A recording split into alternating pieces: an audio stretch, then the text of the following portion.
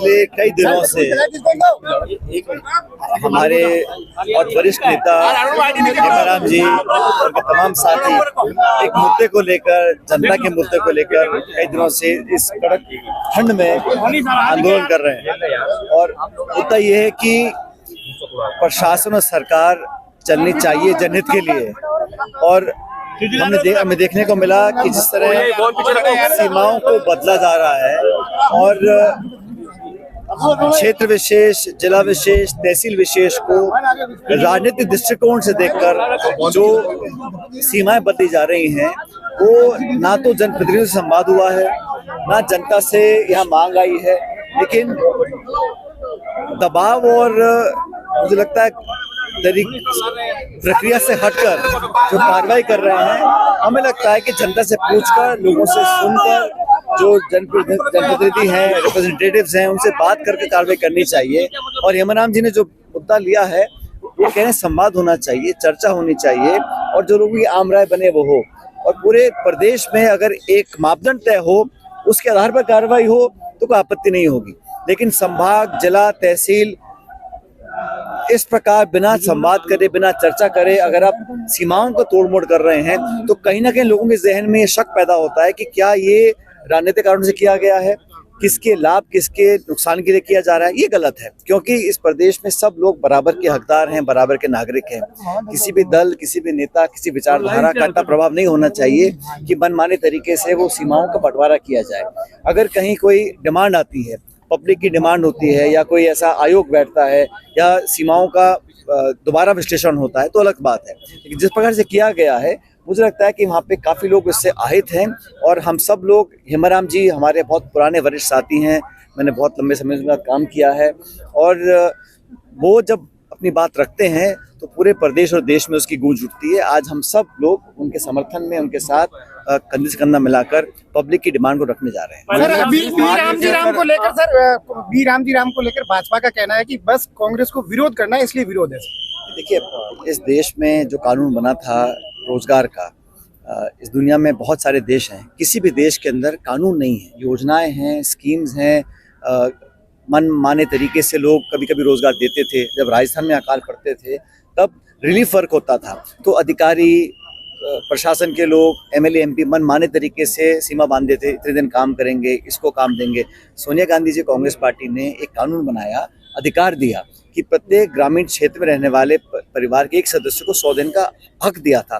धीरे धीरे इसको कमजोर किया गया। मुझे याद है 2014 में जब प्रधानमंत्री मोदी पहली बार सदन में बोल रहे थे, तो कह रहे थे कि ये नरेगा जो है, ये कांग्रेस की ऐतिहासिक भूल है। 11 साल तक इस स्कीम को उन्होंने चलने दिया, लेकिन धीरे धीरे इसको खोखला किया। अब इन्होंने इसका नाम बदला है, जो महात्मा गांधी जी के नाम पर था। और मुझे खेद है, इस देश में बहुत सारे ऐसी परियोजनाएं हैं जिनका नाम पहले कुछ और था। लोग नाम बदलते हैं महात्मा गांधी का नाम रखने के लिए, पहली बार गांधी जी का नाम बदला जा रहा है। ये किसकी डिमांड पे किया गया, जानकारी किसी को नहीं है। हम लोग विरोध कर रहे हैं कि नरेगा जो एक गरीब तबके में, इस देश में जो खाई बन गई है, आज हम सब जानते हैं, अमीर बहुत अमीर हो गया, गरीब बहुत गरीब हो रहे हैं। तो सबसे कम तबके के लोग हैं, सबसे निर्धन लोग हैं, उनके पास ग्रामीण क्षेत्रों में एक सुरक्षा कवच था। हमारे यहाँ बीमा नहीं है, स्वास्थ्य सुरक्षा का कवच नहीं है। एक आर्थिक सुरक्षा कवच कांग्रेस यूपी सरकार ने दिया था, उसको ये खोखला करना चाह रहे हैं। और क्या बहाने दे रहे हैं कि करप्शन पकड़ा गया। 11 साल में सरकार आपकी है, राज्यों में सरकार आपकी है, अगर करप्शन हुआ है तो पकड़ने, सजा दें उसको। लेकिन ये स्कीम को खत्म करने की ओर बढ़ रहे हैं, और पूरे देश में कांग्रेस पार्टी, इंडिया अलायंस, आम जन इसके विरोध में है। अब कह रहे हैं कि हम इसको नरेगा 2.2 कर रहे हैं, मतलब हम 100 का 125 दिन कर रहे हैं। 100 दिन तो पूरे हो नहीं रहे, बजट कम कर रहे हैं। पहले निर्णय गांव में ले जाते थे, गांव में पंचायत होती थी, पंच, वार्ड पंच, सरपंच बैठ के निर्णय करते थे, कहाँ कुआं खुदेगा, कहाँ सड़क बनेगी, कहाँ स्कूल का निर्माण होगा। अब केंद्र पूरा केंद्रित कर दिया गया है, राजधानी से निर्णय होंगे कि कौन से काम कर सकते हैं। बजट की सीमा लगा दी गई। पहले कोई सरपंच अगर एक्टिव होता था तो कोई सीमा नहीं थी, 100 करोड़ के काम में गांव में हो सकते थे। अब बजट की सीमा लगा दी है। और पहले 90-10 का रेशो था, 90% भारत सरकार पैसा देती थी, 10% राज्य सरकार देती थी। अब 60-40 कर दिया। कौन सी राज्य सरकार है जो इतना बोझ वहन कर सकती है? मतलब ये पिछले दरवाजे से इस नरेगा को खत्म करना चाहते हैं। और मुझे लग रहा है कि बजाय कोई सकारात्मक काम करें, बड़े बड़े उद्योगपतियों के लिए आप निजीकरण कर दीजिएगा, एयरपोर्ट का, हवाई अड्डे का, रेलवे का, बांध का, खान का।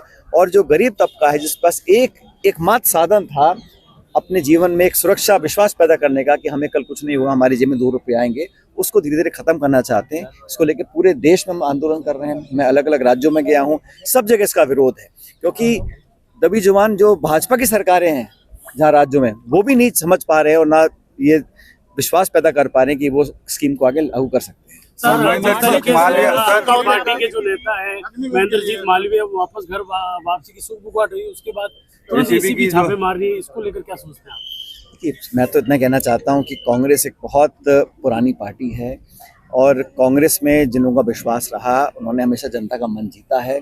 बहुत से दल बने, भारतीय जनता पार्टी का निर्माण मेरे ख्याल 1984 में हुआ था, तो ऐतिहासिक पार्टी है। बहुत से लोग इस पार्टी में रहे और जो कांग्रेस पार्टी की विचारधारा से सहमत हैं और अगर कहीं कोई भूला भटका वापस आने की कोशिश भी करते हैं तो सबको केस बाय केस लेकर पार्टी निर्णय करेगी। ये निर्णय हमारी एक समिति है, उसके माध्यम से होगा। लेकिन ये बात सच है कि जो एजेंसीज हैं भारत सरकार की, वो कहीं ना कहीं पॉलिटिक्स देके काम करती हैं। मैं आपको आंकड़ा देना चाहता हूँ, पिछले 11 सालों में जितने भी ईडी के केस हुए हैं, 96% केस भाजपा के विरोधी के खिलाफ हुए हैं और जितने भी केस रजिस्टर हुए हैं, मैं ख्याल 8 या 9 हज़ार केस रजिस्टर हुए हैं, उसमें जो कन्विक्शन रेट है वो 1% है। कोर्ट हड़काता है ईडी को कि आप लोगों को तंग करने के लिए आप छापे मारते हो, चार्जशीट करते हो, जेल बंद करते हो, आप कन्विंस नहीं कर पाते, कन्विक्ट नहीं कर पाते। एजेंसीज का दुरुपयोग लगातार हो रहा है, प्रदेश में भी और देश में भी, ये सब जग जाहिर हो चुका है। बंगाल चुनाव सर शेखावत ने कहा है कि इस योजना को 11 बार नाम बदला गया और आखिर भगवान राम के नाम से कांग्रेस को इतनी दिक्कत क्यों है? आप जानते हो, आपने मेरे कई भाषण सुने होंगे, मैं तो जब बात शुरू करता हूँ खत्म करता हूँ, मुझसे ज्यादा राम राम सा कोई नहीं बोलता होगा। महेंद्रजीत मालवीय के बाद पश्चिम बंगाल में ममता बनर्जी के जो ईडी के छापे पड़े, मैं वही कह रहा हूँ आपको, ईडी ने हमेशा अपना इस्तेमाल होने दिया है और भाजपा अपने विरोधियों की आवाज दबाने के लिए, दबाव पैदा करने के लिए, विपक्ष को बिखेरने के लिए हमेशा ईडी का इस्तेमाल करती आई है। ये बंगाल में भी हो रहा है और जगहों में भी हो रहा है। लेकिन मेरा मानना है कि देश के लोग समझ चुके हैं कि सत्ता का, धन का, एजेंसीज का दुरुपयोग कब तक सहन करेंगे। पब्लिक आज उठ चुकी है और ये मत भूलिएगा कि 2024 का जो चुनाव हुआ था, वहां पर जो जनादेश आया लोकसभा का, वो खंडित जनादेश था। किसी पार्टी को बहुमत नहीं मिला। जो लोग 300-400 पार की बात करते थे, वो 240 पे अटक गए और 2-2 पार्टियों की बैसाखी लेकर सरकार चल रही है। वो सामने कुछ भी दिखाएं, लेकिन इंडिया अलायंस का जो संख्या बल है पार्लियामेंट के अंदर, वो 232 है, 32-33 के आसपास है और जो एनडीए का है वो 290 के आसपास है। तो बहुत ज़्यादा अंतर नहीं है। अब धीरे धीरे लोग इस बात को समझ रहे हैं और भाजपा अपने कामों से, अपने निर्णयों से और जो पक्षपात रवैया उनका अपनाया हुआ है, उससे लोग उब चुके हैं। सर चुनाव आयोग को लेकर तो क्या कहेंगे? पंचायत नगर निगम डर क्यों रही है? यहाँ पे बहुत सरकार के लोग आते हैं, उनसे पूछिए आप, ना पंचायत के, ना नगर पालिका के, नगर परिषद के, उनका मन रहे वो चुनाव कभी कराए ना, क्योंकि जान चुके हैं कि जनता आक्रोशित है और अपनी भड़ास निकालेगी। इसलिए जानबूझ के कोई ना कोई बहाना अटकाकर, कभी न्यायपालिका का बहाना लेकर वो चुनावों को टालते रहते हैं। और जो चुनाव का दबाव आ भी रहा है, वो न्यायपालिका से आ रहा है, कोर्ट आदेशित करता है, कभी जनगणना, कभी कोर्ट का हवाला। वो चुनाव कराना चाहते ही नहीं है। वो तो चाह रहे हैं बिना चुनाव शासन चलता रहे, अधिकारियों के माध्यम से हम जनता के ऊपर अपना दबाव बना के रखें। लेकिन ये बात सरकार के लोग आते हैं, उनसे पूछिए आप, ना पंचायत के, ना नगर पालिका के, नगर परिषद के, उनका मन रहे वो चुनाव कभी कराए ना, क्योंकि जान चुके हैं कि जनता आक्रोशित है और अपनी भड़ास निकालेगी। इसलिए जानबूझ के कोई ना कोई बहाना अटकाकर, कभी न्यायपालिका का बहाना लेकर वो चुनावों को टालते रहते हैं। और जो चुनाव का दबाव आ भी रहा है, वो न्यायपालिका से आ रहा है, कोर्ट आदेशित करता है, कभी जनगणना, कभी कोर्ट का हवाला। वो चुनाव कराना चाहते ही नहीं है। वो तो चाह रहे हैं बिना चुनाव शासन चलता रहे, अधिकारियों के माध्यम से हम जनता के ऊपर अपना दबाव बना के रखें। लेकिन ये बात सच है, अब 2 साल पूरे हो गए भाजपा सरकार को प्रदेश के अंदर। इन 2 सालों में इस सरकार ने ऐसा कोई काम नहीं किया जो ये कह सके कि हम जनता के लाभ के लिए काम कर रहे हैं। जो वादे उन्होंने घोषणा पत्र में किए थे, उनको पूरा नहीं कर पा रहे हैं। और धीरे धीरे आप देखिएगा कि लोगों का विश्वास खत्म हो रहा है, इकबाल खत्म हो रहा है। लॉ एंड ऑर्डर है, मनमानी तरीके से काम कर रहे हैं। ग्रामीण क्षेत्र में कोई निर्माण का काम नहीं हो रहा है, बजट नहीं है, पैसा दिल नहीं पा रहे हैं। और सबसे बड़ी बात यह है कि ये राज चल किसका रहा है। इतने सारे सत्ता के केंद्र हो गए हैं यहाँ पर, और रोज चर्चा रहती है कि सरकार में कब बदलाव होगा, मंत्रिमंडल का पुनर्गठन कब होगा। चलाने वाले लोग हैं वो सिर्फ दिल्ली की तरफ देखते हैं, वहां से कोई इशारा होता है तब यहाँ कार्रवाई होती है। तो लोगों ने चुना था यहाँ की सरकार को, दिल्ली की तरफ क्यों देखना पड़ता है बार बार।